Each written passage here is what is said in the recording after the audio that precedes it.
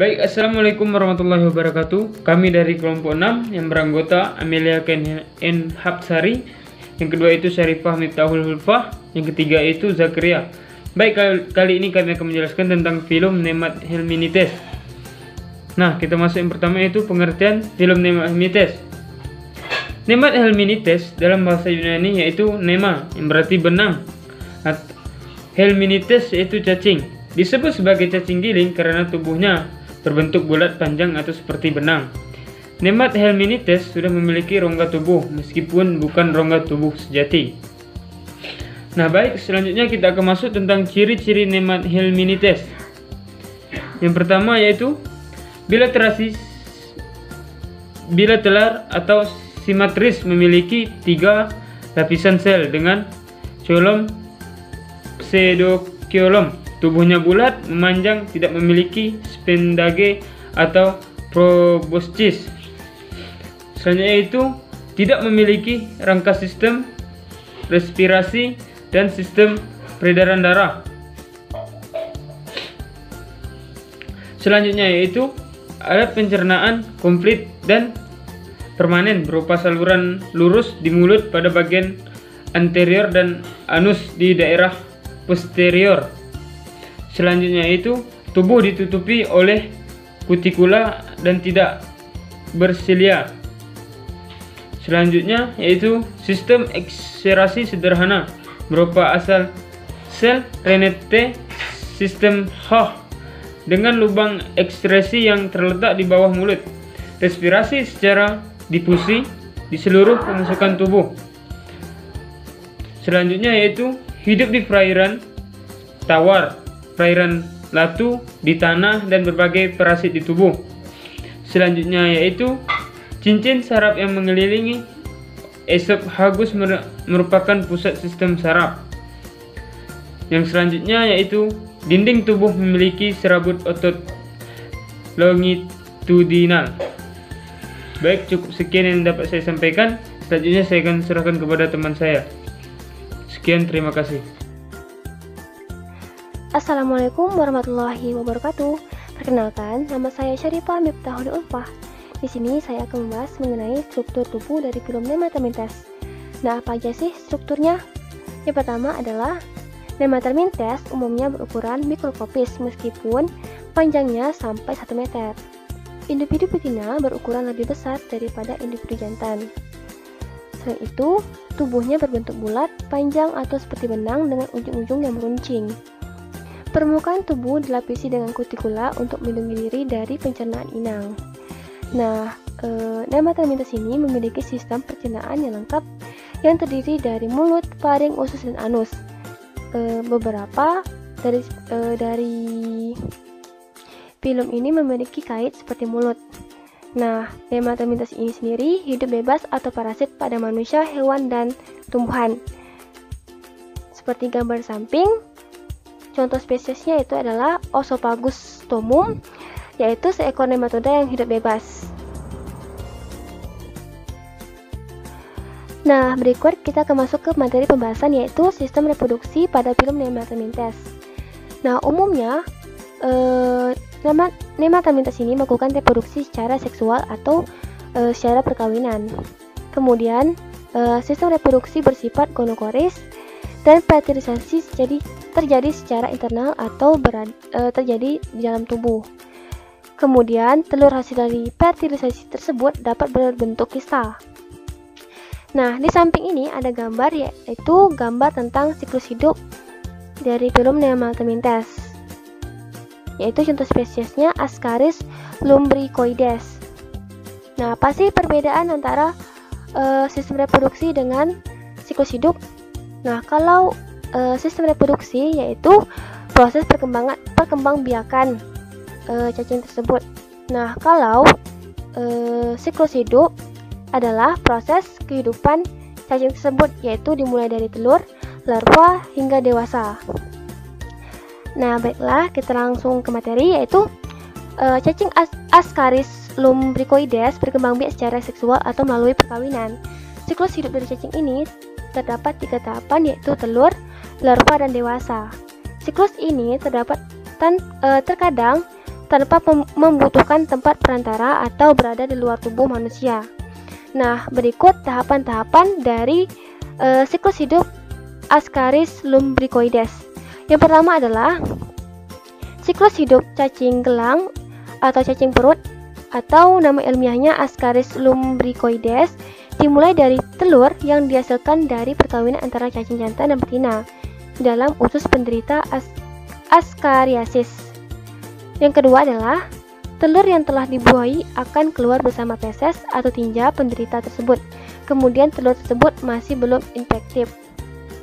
Yang ketiga adalah jika berada di tempat yang sesuai, yaitu tanah yang lembab dengan suhu optimal dalam waktu kurang dari 15-21 hari, maka telur tersebut akan menjadi infektif atau terdapat larva yang berkembang di dalam telur tersebut. Kemudian akan mengalami embrionasi pada lingkungan yang sesuai. Yang keempat, manusia dapat terinfeksi jika menelan telur infektif tersebut bersamaan dengan makanan, minuman, atau bahkan tangan yang terkontaminasi.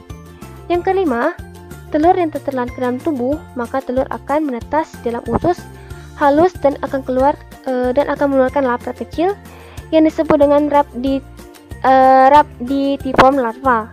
Larva tersebut akan melakukan penetrasi ke dinding usus halus dan masuk ke pembuluh darah.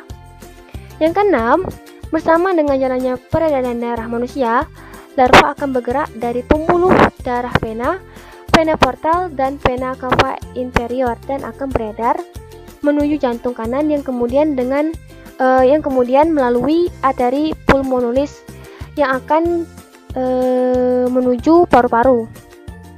Yang ketujuh, larva dalam paru-paru akan menembus dinding pembuluh darah lalu masuk ke alveolus, kemudian menuju trakea melalui bronkus dan bronchiolus. Nah, dari trakea menuju paring dan akan menyebabkan refleks batuk sehingga akan masuk ke saluran pencernaan untuk kedua kalinya sampai di usus halus. Nah, setelah itu larva berkembang menjadi cacing dewasa di usus halus dan akan berkopulasi serta bertelur. Nah, telur cacing tersebut akan mengalami hal yang sama, yaitu keluar bersama feses manusia. Nah, siklus hidup tersebut akan berulang-ulang sampai penderita aksiarisis sadar untuk membuang hajat atau feses pada tempatnya, serta perlunya kesadaran lingkungan bagi semua anggota masyarakat. Nah, itu saja yang dapat saya sampaikan. Sekian, terima kasih. Assalamualaikum warahmatullahi wabarakatuh. Saya Amelia Kenhapsari di sini akan melanjutkan materi mengenai klasifikasi filum Nemathelminthes. Filum Nemathelminthes ini dapat dikelompokkan menjadi dua kelas. Yang pertama Nematoda dan Nematomorpha. Baiklah, yang pertama Nematoda. Nematoda merupakan cacing benang berwarna putih atau putih pucat. Ukuran tubuhnya kecil dan ada yang hanya beberapa milimeter. Tubuhnya dilindungi kutikula, licin atau bergaris-garis sirkuler dengan 4 garis memanjang. Contoh cacing anggota ini adalah Ascaris lumbricoides dan Wucheria brandtkopfi. Nah, ini merupakan klasifikasi dari kedua contoh tadi.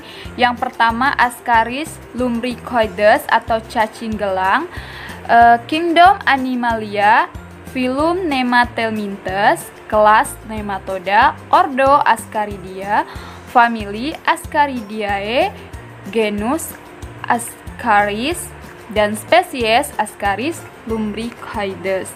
Yang kedua Wucheria brandtkopfi, Kingdom Animalia, Filum Nemathelminthes, kelas Nematoda, subkelas Secernentea, Ordo Spirurida, famili Onchocerdiae, genus Wucheria, dan spesies Wucheria brandtkopfi. Nah, yang kedua Nematomorpha. Tubuh nematomorpha dilapisi kutikula yang polos dan tidak bercincin. Larvanya hidup parasit pada tubuh manusia atau arthropoda, dan setelah dewasa, cacing tersebut hidup bebas di air tawar dan laut.